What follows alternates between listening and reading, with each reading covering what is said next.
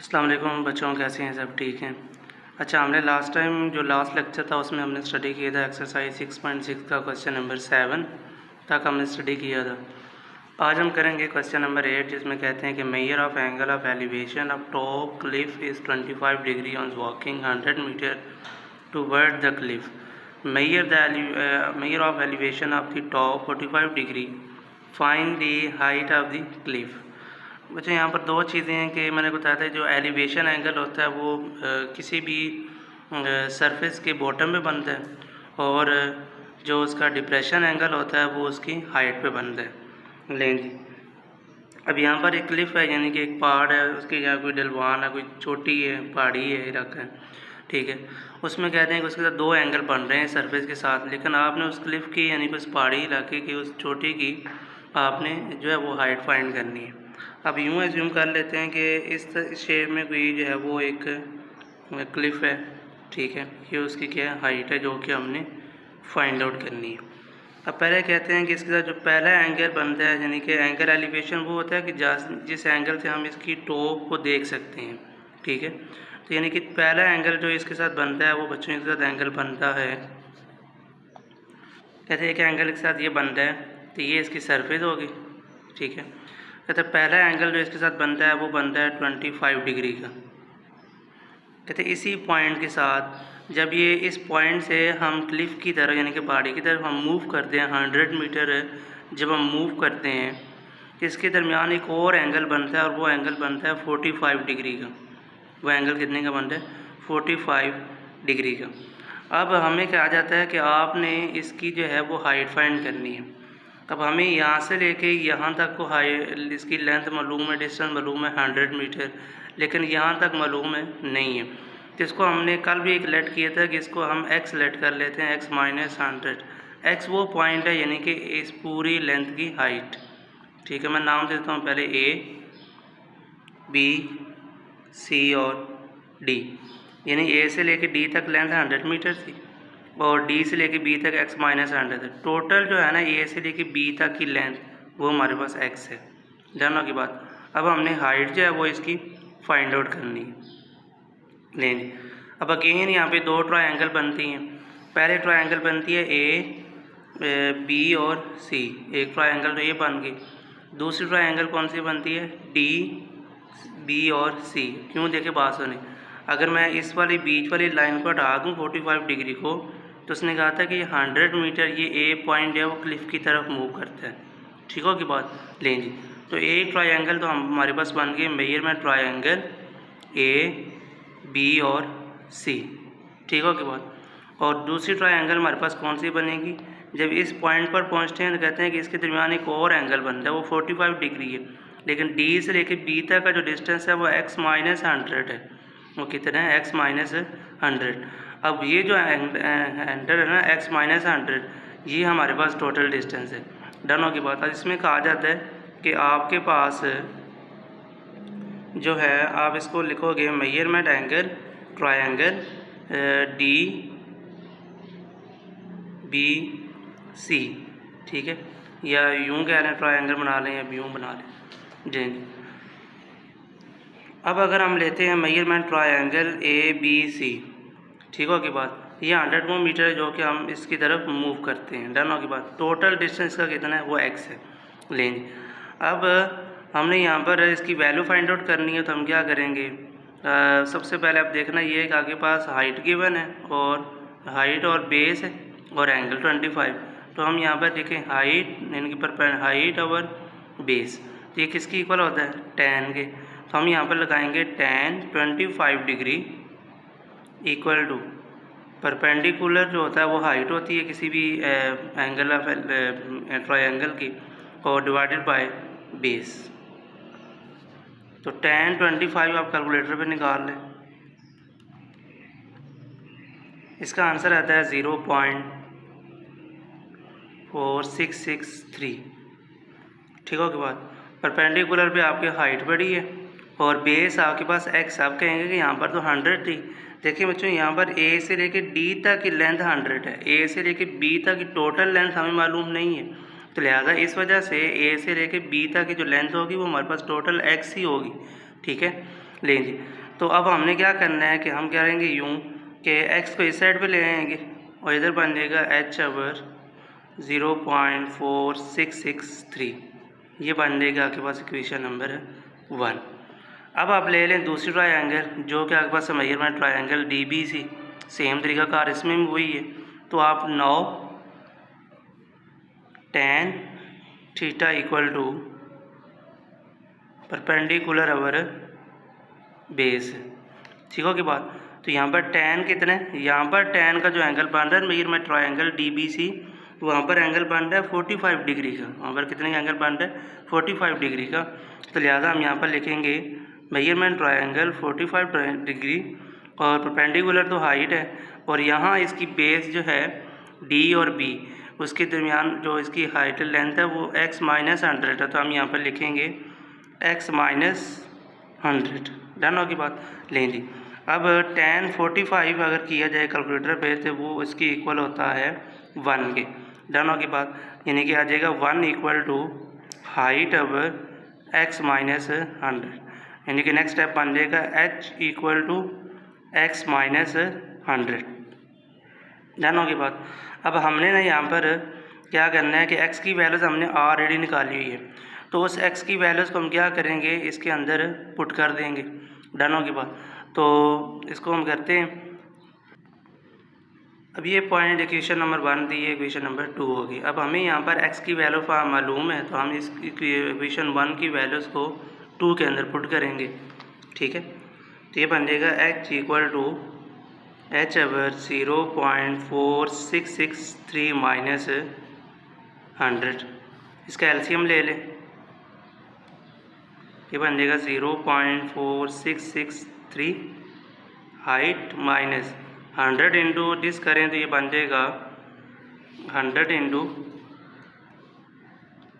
100 को मल्टीप्लाई कर दें 0.4663 के साथ, तो आंसर आ जाएगा 46.63। अब ये वैल्यू इधर डिवाइड और इधर क्या हो जाएगी, मल्टीप्लाई, यानी बन जाएगा 0.4663 into height equal to height minus 46.63। अब ये हाइट इधर है, इधर जाकर माइनस हो जाएगी, यानी कि 0.4663 हाइट, ठीक है। और ये बन जाएगी, यानी कि या ऐसे कर लें कि इसको इस साइड पे लें और इसको उधर जाकर माइनस कर लें।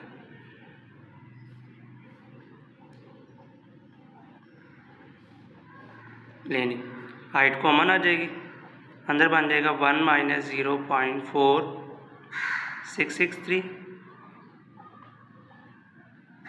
तो 1 में से गिवन चीज़ को माइनस कर दें,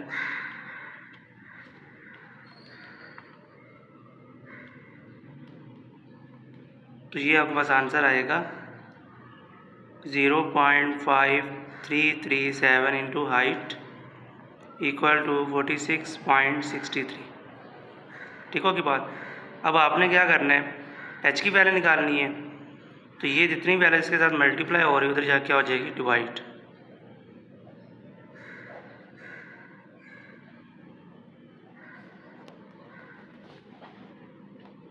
तो 46.63 डिवाइडेड बाय 0.5337, तो आंसर आता है 87.37 जो है इसकी हाइट निकल आई। डन। क्वेश्चन नंबर 9 है। क्वेश्चन नंबर 9 में बच्चों में ये कहा जाता है कि एक रिवर है जिसकी हाइट जो है वो हमारे पास है 300 मीटर। कहते हैं कि इसके साथ इसके टॉप के साथ एक एंगल बनता है डिप्रेशन, वो एंगल है 70 का, और वही एंगल नीचे एंगल ऑफ एलिवेशन भी है, यानी कि 70 डिग्री का। एक और एंगल है 50 का, वो एंगल ऑफ एलिवेशन भी है और एंगल ऑफ डिप्रेशन भी है।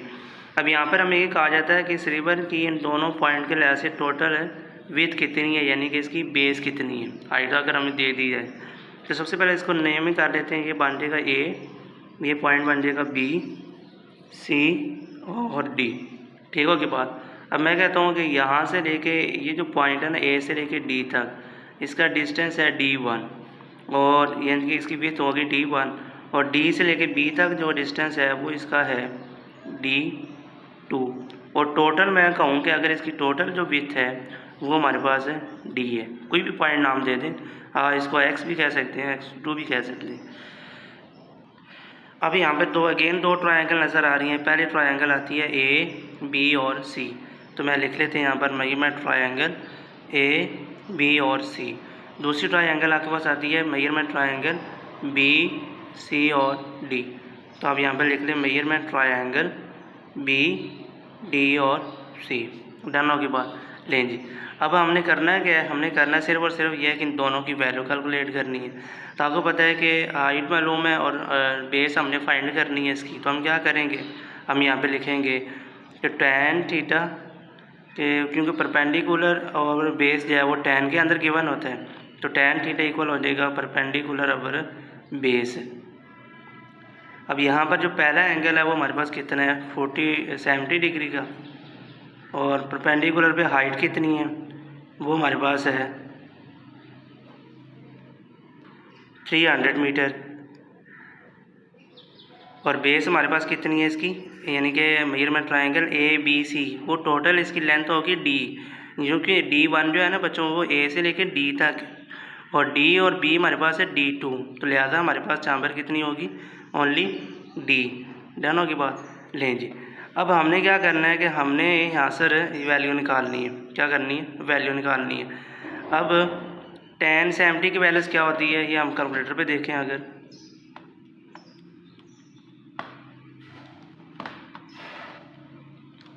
वो आती है 2.744, ठीक है, यानी इसकी वैल्यूज आती है 2.7474 and 300 metre divided by D. अब होगा क्या कि डी इधर आ जाएगा और ये पहले इधर जाके डिवाइड हो जाएगी, क्योंकि D equal to 300 metre divided by 2.7474। अब आपने क्या करना है कि 300 को डिवाइड कर देना है 2.7474 पे, तो आपके पास आंसर आ जाएगा 109, यानी कि मैं यहाँ ही लिख देता हूँ डी का आंसर। डी इक्वल हो जाएगा 109.194। डन होने के बाद ये हमारे पास एक टोटल जो है उसका डिस्टेंस निकला, यानी कि टोटल इसकी लेंथ फाइंड होगी। अब इसके बाद हमने क्या करना है, इसके बाद हमने निकालना है दूसरी ट्रायंगल है, वो है बी डी और सी। अब जो measurement triangle B D C थी, इसमें उसने में अगेन वही चीज़ है, यानी कि इसके साथ जो एंगल बनता था वो एंगल ऑफ एलिवेशन था 50 डिग्री का, और इसकी हाइट भी कितनी थी 300। लेकिन इसकी जो बेस है ना, यानी कि इसकी जो पॉइंट डी से लेके बी तक लेंथ थी वो हमारे पास D2 है, वो हमारे पास कितनी है D2। ठीक हो की बात। अब हमने ना यहाँ पर इसको निकालना है, तो tan 50 कैलकुलेटर कर लेते हैं। तो tan 50 बच्चों किया जाए अगर कैलकुलेटर के ऊपर, तो इसका आंसर आता है 1.1917, यानी कि आंसर आता है 1.19175 तक। इसको राउंड ऑफ करके 8 कर लें, ये बन जाएगा 300 मीटर डिवाइडेड बाय D2। अब D2 की वैल्यू निकालनी है, D2 इधर आ जाएगा और ये इधर जाके डिवाइड हो जाएगा।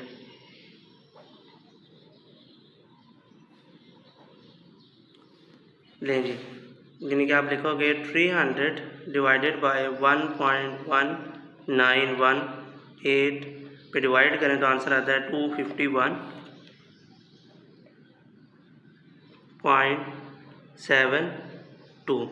ठीक है, मीटर जो है वो D2 की वैल्यू निकल आएगी। अब हमने टोटल तो निकाल ली और D2 भी निकाल ली, लेकिन D1 नहीं निकाला। तो हम विथ निकालेंगे ना जब इसकी, तो क्या निकालेंगे, यानी कि विथ ऑफ